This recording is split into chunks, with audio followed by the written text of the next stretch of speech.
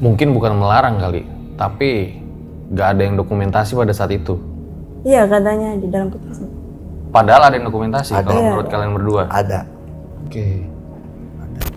Teman-teman 3 orang turun melapor bahwa si Tulip hilang, melapor ke pemerintah setempat sama ke Basarnas. Oh, jadi setelah hilangnya itu mencari nggak ada, langsung lapor. Iya, langsung lapor. Kita kurang lebih 3 jaman mencari. Mungkin saya ingin nanya ke dua-duanya nih, serius ya. Jadi nggak ada niatan jahat sama sekali saat itu? Nggak ada sih. Kalau ada pun, kenapa kita tidak eksekusi di malam harinya? Malamnya kan panjang.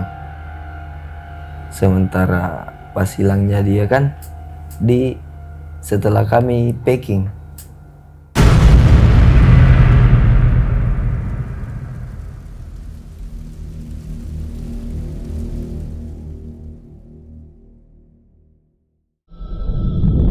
Om Mamat, obrolan malam Jumat. Kembali lagi bersama gue Fajar Ditya, kali ini di Om Mamat season 3. Kamu yang takut atau mereka yang lari?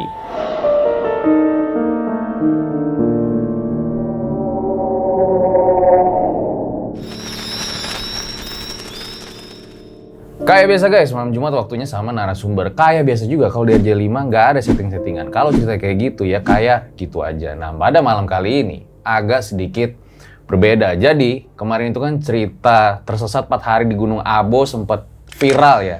Nah, banyak tuh dari kalian atau netizen lah meminta agar gue tuh juga mengundang teman-temannya Eva gitu loh. Jadi biar ada cerita sudut pandang lainnya lah. Nah, pada malam ini sebenarnya gue tuh pengen kayak ada dari kedua belah pihak ya, pihak Eva sama pihak dari teman-temannya Eva, agar hadir gitu dalam satu frame, sebenarnya meluruskan lah apa sih yang sebenarnya terjadi gitu loh, karena kan kalian juga pasti bingung kan. Nah, tapi gue nggak tahu apakah Eva berkenan untuk hadir atau enggak. Nah, di depan gue sekarang udah ada Susan sama Kak Ulil nih yang ingin memberikan klarifikasinya. Jauh-jauh mereka terbang dari Makassar, langsung aja kita sambut. Selamat malam. Malam. Jadi kalian ini yang ikut pendakian sama Eva pada saat itu ya? Iya. Udah sempat nonton belum sih video Eva yang kemarin tuh? Sempat nonton. Kalau nggak nonton nggak ada di sini. Apa tanggapannya? Dari Susan dulu. Kaget pastinya. Kaget, nggak nyangka. Ternyata teman saya kecurigaannya sangat berlebihan. Menurut Susan seperti itu ya? Kalau menurut Kak Ulil? Ya kaget sih. Ternyata kita seolah-olah disudutkan. Seolah-olah kita yang tersangkanya. Baik ya. Nah, pada saat itu kalau saya boleh tahu ya, tujuan kalian ke gunung tuh apa? Kenapa Eva diajak? Berbicara tentang diajak nih. Ada kekeliruan sih di situ. Ada yang pernyataannya Eva bahwasanya saya yang ngajak pastinya. Berawal dari dia datang dari Bulukumba ke Makassar tanpa sepengetahuan saya. Teman saya ini Tulip mengabari saya saat dia sudah ada di jalan menuju Makassar. Dan sebelumnya saya tidak tahu bahwasanya dia akan ikut kegiatan lanjutan ini karena kami sebelumnya tidak pernah komunikasi dan tidak pernah membahas bahwasanya akan lanjut ikut kegiatan ini. Oh, jadi maksudnya Susan nggak ada yang ngajak gitu? Iya, kalau saya pribadi nggak pernah ngajak dia. Oke, baik-baik. Jadi ditahan dulu ya, nanti pasti bakal kita tunggu-tunggu banget nih klarifikasinya. Nah, sebelum dilanjutin, gue pengen ngasih tahu sama kalian ya, kalau hoodie yang gue pakai ini adalah dari Hoodieku. Nah, ini juga ada chino terbaru dari Hoodieku, warnanya itu hijau olive. Langsung aja kalau kalian pengen beli bisa di Shopee, TikTok Shop, Tokopedia, dan di websitenya. Jangan lupa juga dukung terus konten-konten RJ5 dengan cara subscribe, like, comment, share yang banyak biar gue semakin semangat bikin videonya. Sama gue pengen ngasih tahu juga, jangan ketinggalan nih pre-order buku pertama RJ5 Hilang Dalam Dekapan Semeru. Di mana ini ada kumpulan cerita-cerita pendakian Ada yang sedih, ada yang horor, ada yang kocak juga. Nano-nano lah pokoknya. Jadi bisa kalian beli, nanti link Shopee-nya gue taruh di kolom deskripsi.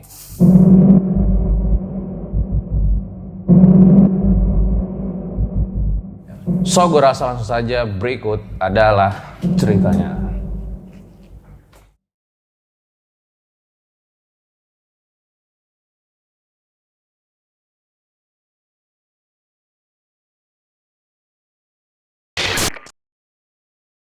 Boleh diceritain awal mulanya kayak gimana? Kenalin, saya Susan. Biar adil, saya samarin juga nama teman saya. Sebut saja dia Tulip.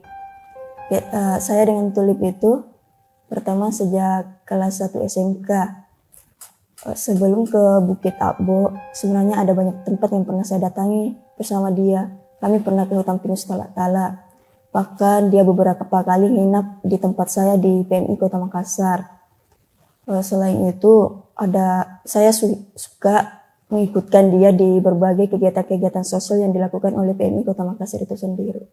Jadi kalian itu teman satu sekolah lah dulunya gitu ya? Iya, sangat dekat sih, bisa dibilang dia sudah saya anggap sebagai sahabat atau bahkan saudara. Sangat dekat berarti? Iya, kalau bisa dibilang sih kalau saya pribadi iya, sangat dekat. Oke, boleh diceritain Bang awal mula saat mau mendaki itu? Awal mulanya tuh kita ketemu di warkop, di salah satu warkop di Kota Makassar. Nah, si Susan ini ngechat saya, "Kak, di mana?" Terus saya jawab, "Di warkop." Dia bilang mau nyusul. Ternyata dia bawa temannya satu. Nah, si Tulip ini pas sampai di sana kita ngobrol-ngobrol, cerita masalah. Kan ini kita mau buat SAR potensi SAR. Pada saat itu Tulip sama Susan ini masuk di warkop, kita panggil kan untuk gabung, ambil cerita-cerita masalah SAR ini yang mau dibangun. Nah, singkat cerita itu kita adain vote, kita buat ini di mana, deklarasikan di mana. Kan teman-teman semua kebanyakan kerja, jadi banyak yang saran sambil liburan gitu. Nah, kita pilih Bukit Abo pada saat itu. Rencana berapa hari? Rencananya cuma 1 malam. Jadi beberapa minggu kemudian itu Tulip kan di Bulukumba nih. Saya chat, "Mau ikut tidak?" Dia bilang, "Oh, iya Kak, mau. Cuma tidak ada mobil, tidak dapat mobil." Saya inisiatif carikan mobil di Bulukumba pada saat itu. Kenapa kok pengen segitunya Tulip pengen ikut gitu? Kan waktu di warkop dia sempat cerita-cerita masalah kakeknya meninggal, terus nyusul lagi mamanya meninggal. Kita inisiatif sih buat dia sambil liburan juga gitu. Nah, sampai di goa itu, di goa dia chat saya. Goa tuh apa? Kabupaten Goa. Oh, oke. Kabupaten Goa. Nah, dia ngechat, "Kak, kayaknya mobil tidak sampai di sana, bisa minta tolong jemput?" Saya bilang, "Oh iya bisa." Jadi saya ke sana, kita ketemu di Jalanan Cedengoyo sekitar jam 12-an kalau nggak salah. Malam. Kita ketemu di situ, habis itu mampir ke kedai teman, beli minum, habis itu balik ke PMI, kan dia nginap di sana. Setelah itu gue balik ke rumah. Pagi sekitar jam 12-an kita Berangkatnya Gunung berangkat, Abo. ke titik kumpul titik kumpul di rumah teman. Sekitar jam 2 siang itu kita menuju ke kaki gunung. Sampai di sana kita siap-siap nih mau berangkat, tapi kasih lewat sholat asar dulu kan pas sampai sana asar. Habis itu jalan ke bukit. Berarti saat itu Susan udah ngumpul juga di titik kumpul? Udah karena bareng kan sama si Tulip. Tapi malamnya itu kan si Tulip sempat ngubungin saya juga untuk minta dijemput. Dan di sini saya baru tahu ternyata dia juga komunikasinya sama Kak Ulil. Oh, jadi Susan ini nggak tahu kalau Tulip itu mau ikut? Ya, situ saya baru, oh ternyata si Tulip ini mau ke Makassar. Sebelumnya saya nggak tahu. Sorenya kan dia nggak hubungi saya. Dan sorenya itu Kak Jingga sempat ngechat ke saya bahwasannya yang ikut ke Akbo itu cuma ada satu cewek, yaitu si Melati. Jadi kedatangan si Tulip ini ke Makassar, ya saya tidak tahu-taunya pada saat dia chat saya sudah OT ke Makassar. Ada bukti chat sih Kak kalau mau secara real. Oke, nanti mungkin nggak tahu ya bisa ditampilin apa enggak ya. Lanjut aja dulu. Setelah itu paginya, kan jam 2 dia sudah ke markas PM ini. Ya sudah sampai markas PM ini kami tidur hingga keesokan paginya. Keesokan paginya itu ya memang benar yang diucap si Tulip dalam podcastnya RJ5 bahwasanya saya sempat menolak untuk ikut. Alasannya dia pun tahu bahwasanya pada saat itu saya sibuk. Benar-benar sibuk karena beberapa minggu lagi akan ada kegiatan besar yang akan dilaksanakan oleh Markas PMI Kota Makassar itu sendiri.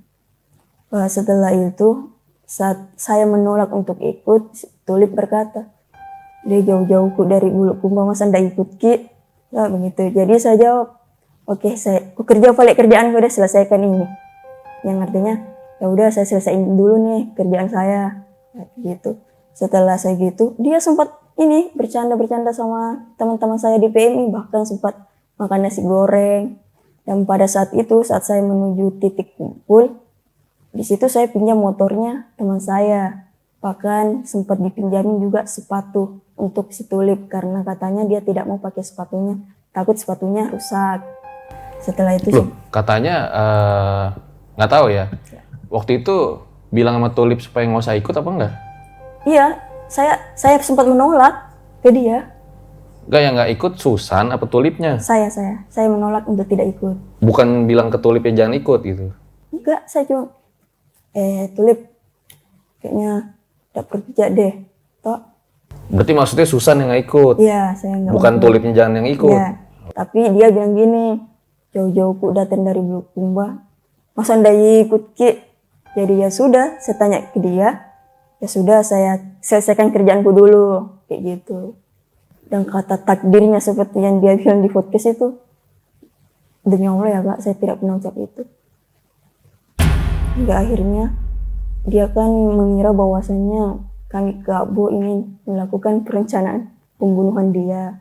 Pikir deh, kalau seumpama saya membunuh dia, buat apa saya pinjam motor? Buat apa saya pinjamkan dia sepatu ke teman saya? Terus barang-barangnya kayak beras dia bawa 1 karung dari Bulukumba, dia titip di markas, sepatunya dia titip di markas, bahkan pakaiannya dia titip di markas PMI Kota Makassar. Setelah itu ya kita jalan ke titik ngumpul di rumahnya si Kak Kuning. Terus gimana, Bang? Jalan nih ke Gunung Abo. Jalan sekitar jam habis asar lah kita sampai sana. Terus parkir motor di rumah warga, habis itu naik di sawah kita doa, habis doa jalan di banyak pohon jati di situ, kita istirahat, break sejenak sambil ngopi, minum, terus dokumentasi juga. Oh iya, maaf nih Kak. Masalah dokumentasi yang sempat dia singgung nih di dalam podcastnya RJL itu sendiri, bahwasanya saya melarang untuk dokumentasi. Itu sama sekali pernyataan yang tidak benar. Karena ada beberapa video yang saya buat sebelum kita berdoa, bahkan ada banyak dokumentasi yang saya abadikan sendiri. Saya tidak melarang dia dokumentasi ya Kak pada saat itu. Saya hanya melarang dia foto-foto terus, selfie nih. Terus kan kalau dokumentasi otomatis ngambil semua nih teman-teman. Dia cuma mau foto berdua dengan saya aja. Pada saat itu sudah ada beberapa teks sih foto selfie saya berdua di HP-nya. Saya yakin dan percaya di HP-nya ada beberapa foto saya juga di saat itu. Untuk saya melarang dia dokumentasi itu sama sekali tidak benar. Mungkin nanti videonya bisa ditampilkan.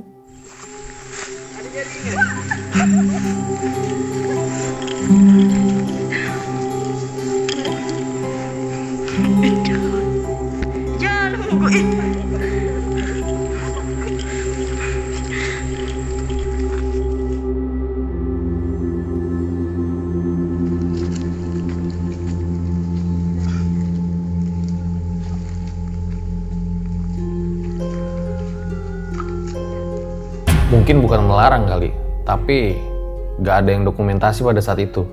Iya katanya di dalam podcast. Padahal ada yang dokumentasi Ada. kalau menurut kalian berdua. Ada. Oke. Nah setelah itu kita jalan lagi. Jalan sebelum masuk maghrib, kakinya kan keseleo. Kaki siapa? Kaki Susan. Gak keseleo jatuh di pas tengah-tengah ada lubang-lubang gitu. Pak jatuh di situ. Di situ ada video jatuh saya, nanti ditampilkan aja ya. Oke.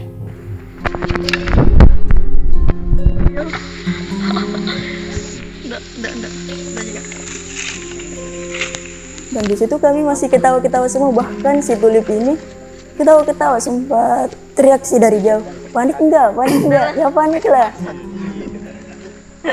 Panik enggak? Ya panik lah. Tuh, dalam perjalanan kan kami bercanda-bercanda semua. Dia juga suka ketawa-ketawa. Pokoknya happy terus lah dalam perjalanan menuju ini. Pada saat itu ada pendaki lain apa enggak? Ada 2 orang. Dia menuju turun. Oh, lagi menuju turun. Ya, siap. Terus? Setelah ini kan kita sambil break nih, sambil break. Nah, saya cabut pita yang katanya pita kuning.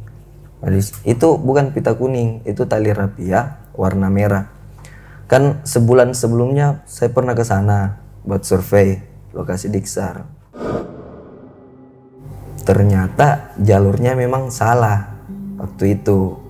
Lupa dilepas pitanya. Baru dilepas pada saat itu. Setelah maghrib kami lanjut ke tempat camp. Nah, pada saat itu kan sebenarnya lokasi camp masih di atas.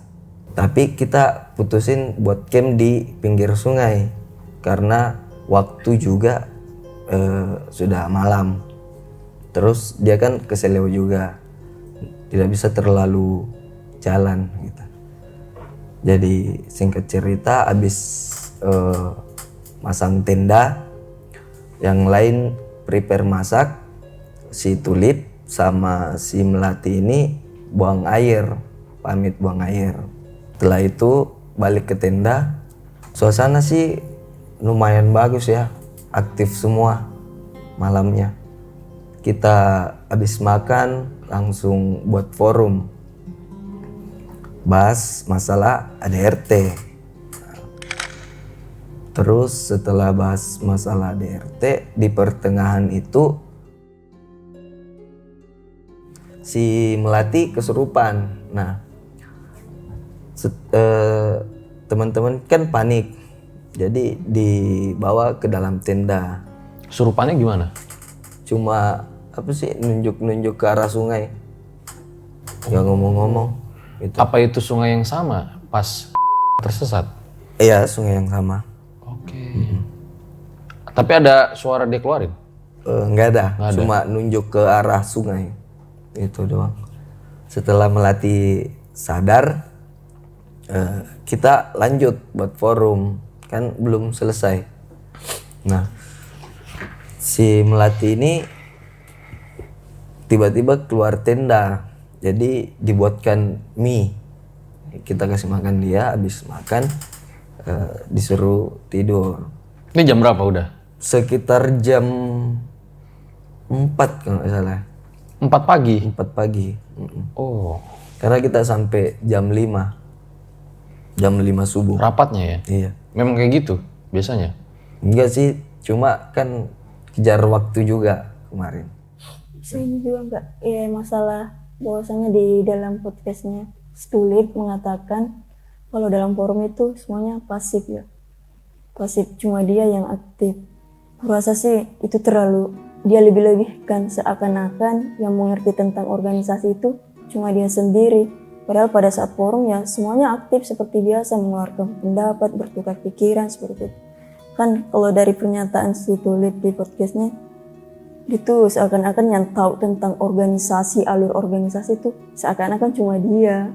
Itu pernyataan tentang bahwasanya kami semua pasif itu sama sekali nggak benar. Berarti kamu aktif juga saat itu Aktif, ya? semua aktif Kak. Cuma pada kenyataannya di sini ada 2 orang yang tidak aktif. Si Melati dengan Mila, karena ternyata saya juga baru tahu setelah kejadian kalau ternyata status 2 orang ini masih pelajar SMA. Oh. Jadi kalian juga baru bertemu pada saat itu? Iya, di antara 10 orang itu ada 3 orang yang baru saya kenal pada saat di lokasi. Yaitu Melati, Nila dengan Biru. Sisanya udah pernah ketemu semua? Ya, udah pernah ketemu di warkop, waktu di warkop. Ya, pikirku begini, andai saja nih kalau saya mau cari tumbal, ya buat apa saya korbankan si Tulip sahabat saya. Sedangkan ada Melati yang baru saya kenal pada saat itu. Kalau memang niat saya arahnya ke situ. Cuma lagi-lagi kan tujuan kami ke Akbo cuma ini, membahas pembentukan organisasi. Itu yang kupu-kupu memang ada tuh yang kupu-kupu? Yang pas kupu-kupu lagi rapat itu? Iya ada. Cuma Kupu-kupunya enggak cuma satu, ada banyak. Ada kupu-kupu banyak. pada saat itu. Dan tidak dibunuh. Remas, astagfirullahaladzim. Kan Maros juga terkenal dengan kupu-kupunya. Oh ya? Iya. Dan lokasi camp kan dekat dengan sungai. Kupu-kupu banyak di sekitar sungai. Gitu. Nah, Untuk yang cincin bagaimana? kalau Cincin kan, itu masa itu ya, saya ingat sekali. Pada saat saya lihat cincinnya tuh cuma sekedar ini doang. Pakai cincin. Ya, pada saat itu. Iya, ini sering saya pakai ke pesta pernikahan. Astaga, baru sangka lihat kayak pakai baju pakai cincin begitu. Maksudnya untuk pertama kalinya saya lihat cincin begitu, tapi ternyata dia udah sering pakai katanya. Setelah itu ya saya tidak opor sih Kak. Cuma kayaknya dia yang nawarin ini deh ke Kak Kuning itu hari. Ya dilihat sama Kak Kuning. Yang untuk kejadian-kejadian yang seperti Mbak Tulip bilang itu dalam podcastnya, itu arahnya kan overthinking terus dari awal perjalanannya. Sama sekali tidak benar. Bahwasanya ngapain lu lihat-lihat ini. Enggak. Cuma hanya sekedar basa-basi sih. Jadi menurut kamu seperti itu ya? Iya.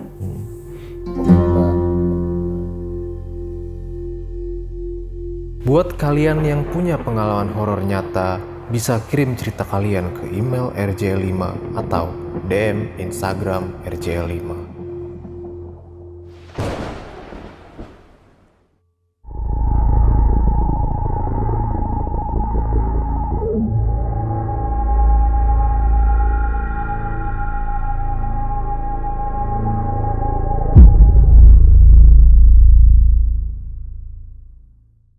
Nah sebelum dilanjutin, gue lagi suka banget nih pakai shampoo dari Scarlett ya, yang si Salt ini enak banget, harum wanginya, cocok nih buat yang suka adventure ya kayak Bang Ulil ya. Apalagi rambutnya panjang kan, bisa, mantep. Nah gimana lagi tuh tadi kelanjutannya? Jadi malamnya itu kita kan lagi membahas ADRT nih. Nah, ADRT itu yang bertugas untuk cari ADRT kan si Jingga.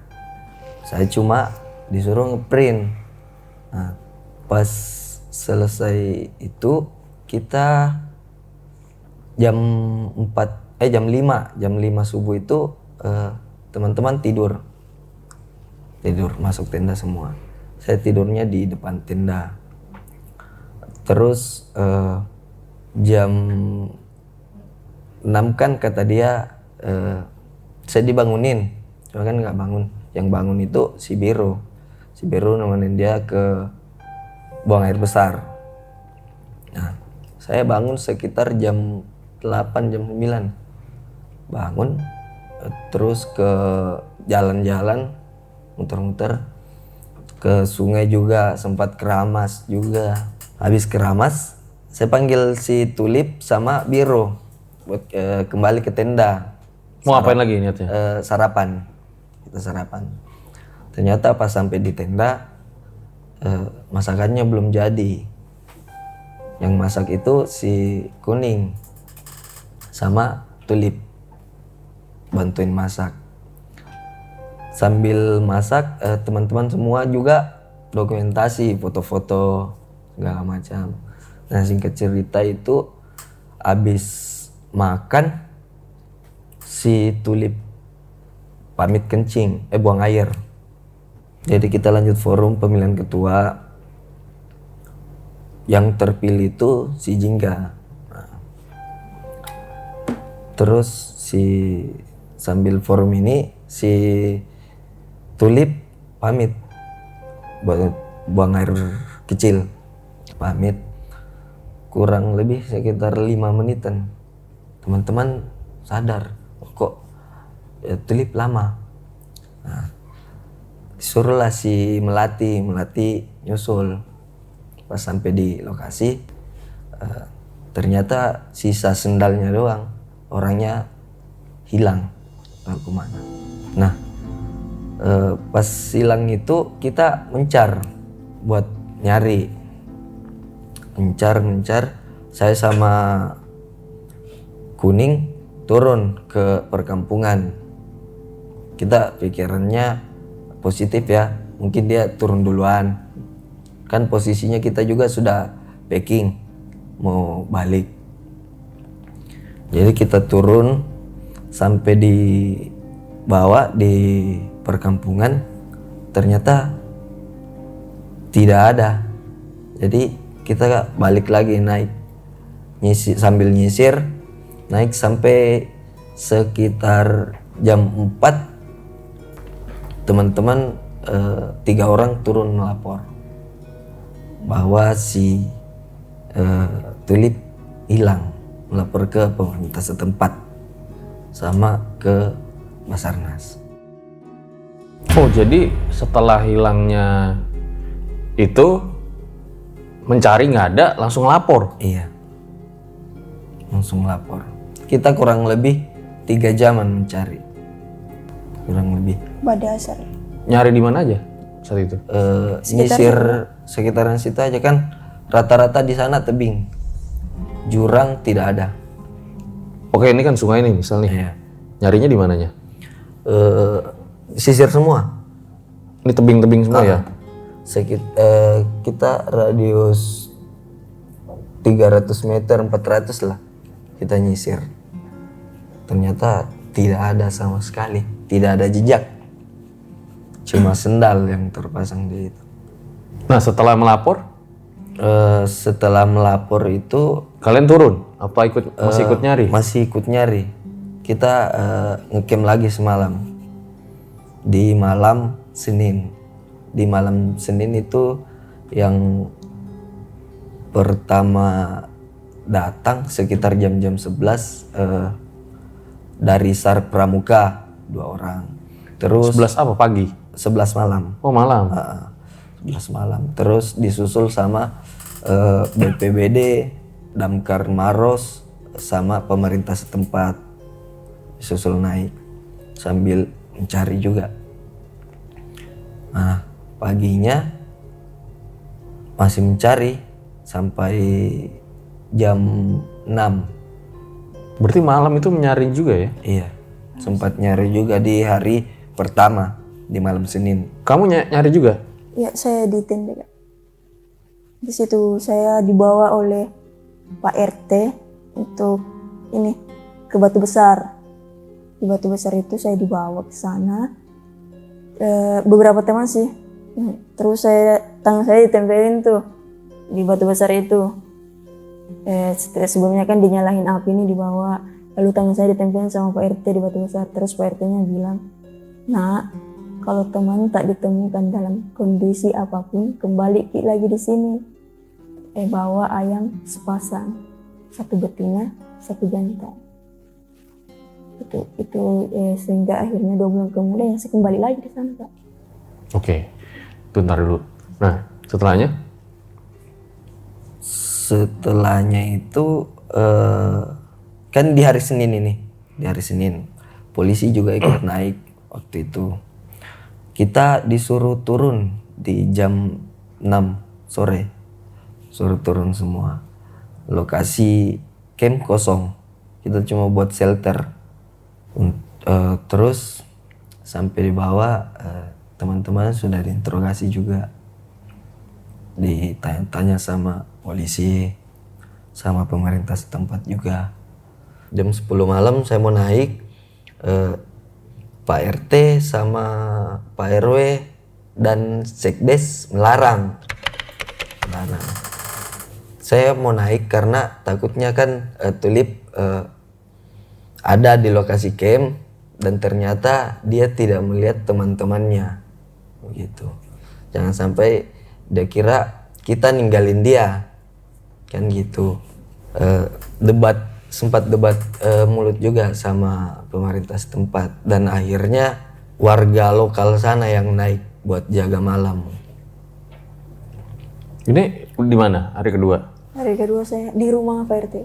Oh, masih di daerah sana. Iya, nggak akhirnya Apa yang kalian rasain tuh sedih lah pastinya, khawatir. saat itu? Iya, Pusing, stres, makan gak makan. Nah, Kalian mikirnya kok bisa hilang gitu? iya. Kemana gitu mikirnya? positifnya kami ya berharap Tulip ini ditemukan dalam keadaan selamat. Karena pikiran masyarakat di sana kan sudah, wah ini yang pikirannya udah aneh-aneh. Nanti katanya yang kembali sisa ininya, sisa jenazah, mayat. Meskipun ya hatiku yakin sih Kak, bahwasanya teman saya ini ditemukan dalam keadaan selamat. Kemudian hari ketiga nih. Di hari ketiga itu di hari Rabu. Ya Rabu. Kan malam Selasa tadi. Berarti hari Selasa ya. Hari Selasa itu saya ikut nyari lagi, naik lagi. Naik. Yang ikut siapa aja? Saya sama Ijau ikut nyari di hari Selasa. Hari ketiga nyari kemana? Nyari di sekitar panjang, jauh nyarinya. Maksudnya tuh nyarinya di mana? Jadi Sekitar sungai apa gimana? kita nyari di sekitar sungai, nyari di goa-goa, kan di sana juga banyak goa. Terus nyari di sekitar pertama dia hilang juga, gitu. Sampai jam 5 sore. Jam 5 sore kita turun, habis maghrib rolling dengan warga setempat. Oke, jadi pencarian itu siang dan malam ya? Iya. Itu hilangnya itu di batu ya? Batuan-batuan sungai ya? Dekat batu. Jarak dari sungai dan pertama kali dia hilang itu sekitar 20 meter. Agak jauh. Nah, di hari Rabunya saya dipanggil ke Polsek buat ditanya-tanya. Nah, sekitar jam 11 saya balik. Ternyata sudah ada kabar jaket si Tulip ini ditemukan tergantung di pohon. Nah, jam 12 saya sama rombongan SAR gabungan naik. Jadi jam 2:14 kurang itu dia dinyatakan ditemukan si Tulip ini. Nah, Di hari keempat tersesat. ya di hari Rabu. Kan hari Minggu dia hilang. Nah, saya langsung kalau ke gua itu lokasi ditemukannya.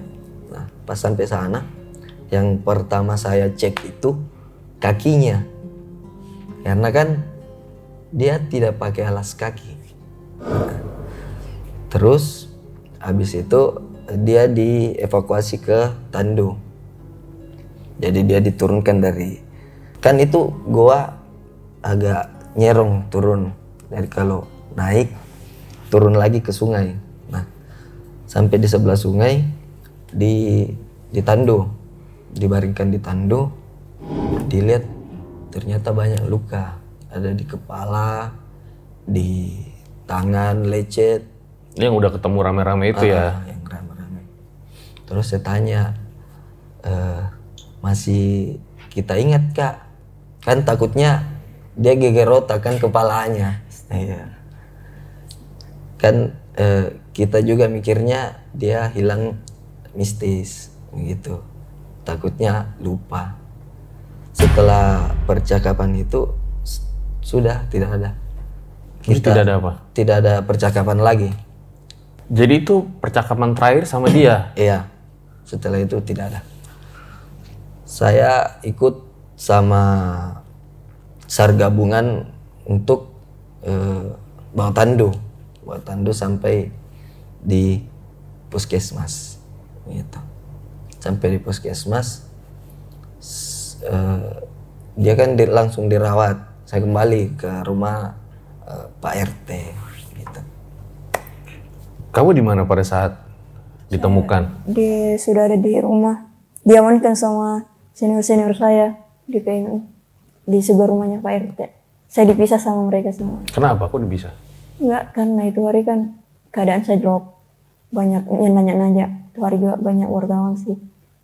Ya, makanya pas teman-teman saya di PMI datang, saya langsung dibawa. Jadi drop? Ya, karena kejadian hilang itu? Ya, drop lah. Apalagi banyaknya suara-suara mengatakan bahwasanya si Tulip ini sudah meninggal dunia. Pokoknya hal-hal seperti itu Kak, itu yang membuat saya drop. Saya yakinnya saya bahwasanya teman saya ditemukan dalam keadaan selamat, tapi orang-orang yang kadang sesekali mengeluarkan yang didapat nanti sisa jenazah, yang didapat nanti sisa mayat. Makanya saya dipisah dari teman-teman. Nah, pas sudah ketemu, apa yang kamu lakukan? Ya pas udah ketemu itu kan sudah dapat info nih bahwa saya mau langsung Kak, mau langsung ketemuin dia, tapi dilarang pada saat itu. Saya dilarang untuk temuin dia, hingga akhirnya ambulans yang bawa teman saya ini ke rumah sakit. Dilarang siapa? Dilarang oleh warga di situ. Ya nggak tahu juga sih. Di situ pas saya mau kesini kan ada keluarga si Dok juga nih. Ya saya nggak diizinkan ke sana. Hingga akhirnya dibawa ke rumah sakit. Malamnya itu saya juga mau ke rumah sakit nih bareng teman-teman yang lain. Tapi lagi-lagi dilarang. Katanya banyak keluarganya di sana. Nanti terjadi apa-apa, hingga akhirnya kami bermalam lagi 1 malam di rumah Pak RT. Saat itu pengen jenguk ke rumah sakit? Iya, malamnya. Ternyata kata Pak RW sama Sekdes, si Tulip ini pulang dibawa keluarganya ke Pangkep. Langsung dibawa. Jadi nggak sempat ketemu di rumah sakit karena langsung dibawa pulang? Iya.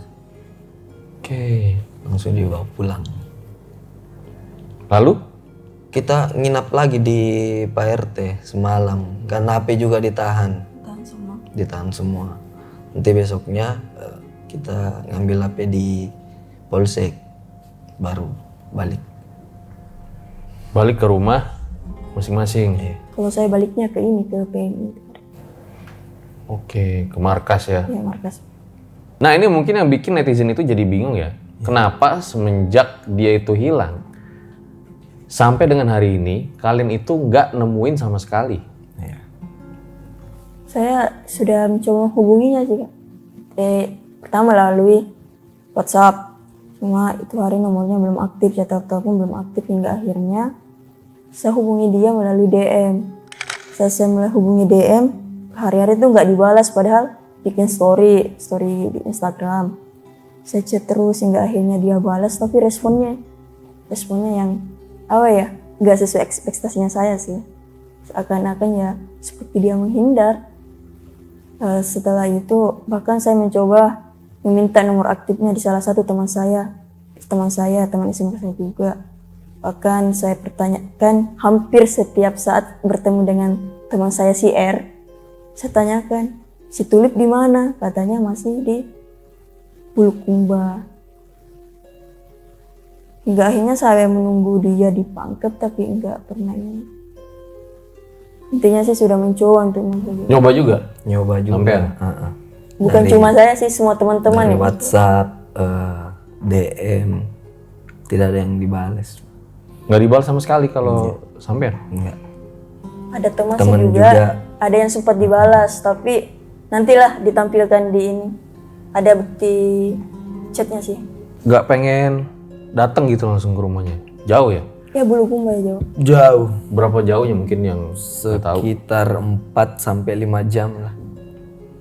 Dari kota Makassar. Nggak kenapa gitu? Nggak pengen ke rumahnya aja langsung gitu? Dia aja ngehindar. Iya, Nggak tahu ya kalau saya ya, misalnya saya punya teman dekat gitu, terus dia hilang, pasti hindar apa gimana, pasti saya ke rumahnya. wah ini nih Kenapa lo gitu? cerita yang tidak ditahu. Pikirnya, oke lah, yang si korban adalah Tulip. Kita tahu pasti dia trauma. Pernah nggak dia mikirin saya, keadaan saya? Pada saat itu, saya pun trauma dan drop dengan kejadian ini. Sempat dirawat juga sih, agak lama nggak kemana-mana. Maksudnya, saya sudah ngabarin dia nih, tapi responnya seperti itu. Saya berharap dia juga ngabarin saya, Kak, pada saat itu. Tapi ya, udah responnya seperti itu, seolah-olah menghindar. Saya tanyakan di teman-teman, saya hubungi teman saya yang salah satu di SMK, minta nomor aktifnya dia, katanya tidak ada. Saya tanya si R, sahabat saya, katanya juga lama balasan chatnya, katanya dia ada di Bulukumba. Dan hal yang paling kaget sih, ternyata WA-nya sudah pernah aktif sebelumnya. Tapi kok sampai sekarang chat saya masih checklist 1. Pikirku ya saya diblokir, Kak. Untuk pikiran positifku, Cepet ya, mikir, kenapa kok kayak Ya. begitu? Saya berpikir, tapi arahnya positif sih. Mungkin dia belum mau diganggu, dia mau sembuhkan traumanya. Itu pikiran saya. Hingga akhirnya di bulan Maret ya kalau nggak saya kepikiran nih bulan Maret tahun ini. Kok sampai sekarang dia juga ndak hubungi saya. Jadi saya coba nih komunikasi, hubungi lagi dia lewat WA. Lagi-lagi masih checklist 1, saya telepon. Masih ada kok riwayat teleponnya, gak aktif. Sudah deh, hingga akhirnya ini saya dapat informasi bahwasanya ternyata si Tulip ini sudah ada di Jakarta. Saya pikir gak akan sejauh ini sih, Kak. Pikiranku baik terus, tapi ternyata tiba-tiba malam apa ya, ada seseorang yang tidak saya kenal DM saya, kirimkan link podcastnya dia. Saya nonton lah, pertama kali nonton kaget, drop. Saya pertama kali nonton itu cuma sampai di menit keberapa ya, saat dia sampai di PM ini, itu pernyataannya udah salah sih dari awal. Kok bisa ya dari awal dia berangkat Bulukumba ke Makassar, overthinkingnya luar biasa. Kalau bisa dipikirkan, dia sudah dewasa nih. Kalau memang ada pikirannya seperti itu, ya sudah nggak usah berangkat. Jangan alasan tidak enak seperti yang dia sampaikan sama seperti yang dia sampaikan di podcast, katanya dia berangkat ke Makassar kan karena tidak enak sama Kak Ulil ya. Ya jadi guys, itu mungkin tadi versi dari Susan sama Ulil ya, cerita tentang pendakian ke Gunung Abo. Nah sebenarnya pada hari ini RJ5 juga udah ngundang Evanya ya. Tapi gimana Wan? Bisa datang Evanya? Tadi sih di jam 9 tuh dihubungin nggak diangkat gitu. Terus emang minggu sore dia bilang nggak bisa, hasil diskusi sama keluarganya. Oh, ya udahlah kalau gitu. Nah, kalian ini kan bersembilan ya, tapi kan nggak mungkin kalau 9-9-nya ada di sini. Masalahnya juga studionya nggak gede-gede amat. Kita udah sempet nawarin nih ke kalian supaya 7 orang lainnya tuh yang warna-warni itu bikin video klarifikasi juga, jadi nggak kalian berdua doang. Tapi pada akhirnya nggak dibikin ya. Kalau boleh tahu alasannya kenapa? Boleh dijelasin? Dia nggak pede di depan kamera. Oke, sesimpel itu aja ya. Termasuk saya sebenarnya nggak pede, tapi mau tidak mau kan. harus hadir di sini untuk meluruskan pandangan ke orang-orang bahwasannya harus melihat dari dua sisi sih, sebelum menghujat. Oke, nah kalau menurut kalian ya, kenapa kok dia itu bisa berpikir kayak gini gitu? Ya kami pun bertanya, kenapa dia bisa berpikir seperti itu, padahal dalam perjalanannya kami ke Bukit Abo itu, dia ceria, tidak pernah mengeluh sama sekali. Pokoknya dia penuh semangat lah, semangat. Pokoknya hal-hal yang mencurigakan, mengarah ke arah pembunuhan itu gak ada sama sekali dalam ekspresinya dia. Mungkin saya ingin nanya ke dua-duanya nih, serius ya. Jadi nggak ada niatan jahat sama sekali saat itu? Ya ada sih, kalau ada pun kenapa kita tidak eksekusi di malam harinya? Malamnya kan panjang. Sementara pas hilangnya dia kan setelah kami packing untuk balik ke rumah. Dan dia berkata bahwasannya dia akan dieksekusi pada pukul 8 pagi kan. Meskipun ini kalau kita punya niat buruk ke dia, ngapain harus tunggu pukul 8 ini? Kenapa dia nggak lari sebelum pukul 8? Dia dari pengakuannya sendiri bahwasanya orang pertama kali bangun nih, dia sendiri. Ya udah nggak usah bangunin si Kak Ulil untuk nemenin buang air kecil. Ya udah langsung lari aja. Kalau memang dia berpikiran bahwasanya kami ingin membunuh dia. Itu pun dari jarak antara pukul 8 ke pukul 12 siang itu berapa jam? Dia masih sempat ikut forum loh Kak. Masih sempat makan bareng kami. Masih sempat cuci piring bareng saya. Gak pernah menyangka sih bahwasannya dia berpikiran seperti itu. Atau mungkin ada motif lain sehingga dia berani menyampaikan pernyataannya dia. Jadi, apa harapan kalian buat si Tulip nih kalau nonton? Ya, harapannya kami, Jangan dijawab dulu. Di part selanjutnya. Jadi pada saat itu sama sekali nggak ada niatan untuk menghabisi. gak ada niatan. Kami siap karena yang kami sampaikan adalah kebenaran. Jadi siap sampai Iya, siap. di depan Al-Quran ya? Siap ngomongnya? lah ya. Kalian sempat nyari kesini juga nggak? Sempet nyari Sini juga? sampai ke sini juga. Tapi nggak lihat. Enggak. Gua itu sudah dimasuki berapa kali. Gua itu sudah dimasukin berapa kali Iya. pas nyari. Nah, yang ngasah-ngasah golok tuh gimana pas pagi-pagi? Itu tidak ada yang mengasah, tidak ada yang adegan itu. Nggak ada. Nggak ada. Yakin kamu? Iya, yakin.